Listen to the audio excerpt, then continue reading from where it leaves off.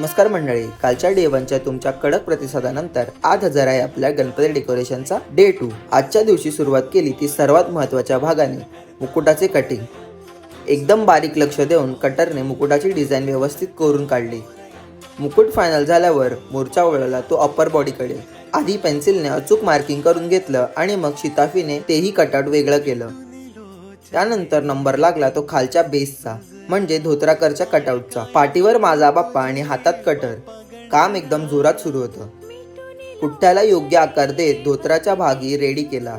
आता खरी जादू होती ती हे सगळे पार्ट्स असेंबल करण्याची, कारण आपल्याला नुसते फ्लॅट पुठ्ठे नव्हते ठेवायचे, तर त्याला द्यायचा होता एक भारी 3D इफेक्ट। लेअरवर लेअर लावून आपण तो 3D लुक आणला।